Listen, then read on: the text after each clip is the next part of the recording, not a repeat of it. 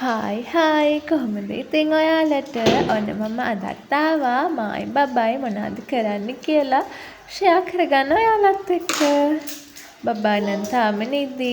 ඉතින් මම හිතුවා උදේ පාන්දරම ජූස් එකක් හදන් බොන්න ඕනි කියලා.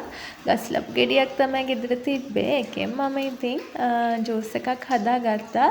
ගස්ලප් ජූස් ඉතින් මාරේ රහයි. ඔයාලා දන්නවනේ. එකට දෙහි ගෙඩියක් එහෙම දාලා සීනි ටිකක් දාලා ලුණු චුට්ටක් දාලා බ්ලෙන්ඩර් කරලා අරගත්තම ලස්සන පාටකුත් එක්ක ආසාවෙන් බොන්න පුළුවන් මේ ජූස් එක. ඉතින් පළතුරක් නිතරම ගෙදර තියෙනවා මොකද බබාට දෙන්න ඕනේනේ.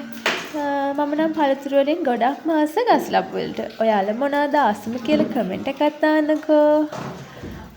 ඉතින් ඔහොම තමයි බබා නිදි අතරේ මම චුට්ටක් රිලැක්ස් එකේ ඉන්නේ. බබා නැගිට්ටම ඉතින් එහෙම බෑනේ. බබා නැගිටලා ඔන්න ඉතින් මේ දවස්වල වහින නිසා ගියා එයාගේ ප්‍රථම රාජකාරිය කරන්න. පාරට දුවලා ගිහිල්ලා මඩවලවල් තලන එක තමයි ඉතින් මේ දවස්වල එයාගේ වැඩේ. ඔන්න ඉතින් දැන් ටිකක් හවස් වෙලා බබා ආයෙ චුටි නැප් ටයිම් එකක් ගත්තා. එයා ඉතින් උදේට කවල එහෙම නාවල ගත්තම පොඩි නැප් ටයිම් එකක් දානවා. මං ඒ වෙලාවෙත් චුට්ටක් ඉතින් වීඩියෝ එකක් ගත්තා. බබා නිදි වෙලාවට තමයි ඉතින් මම කන්න දේවල් කරන්නේ. ඔන්න ඉතින් දැන් රෑ වෙලා එයා ලොකු සෙල්ලමක් දානවා. මං හිතන්නේ රෑ 8 විතර වෙලා.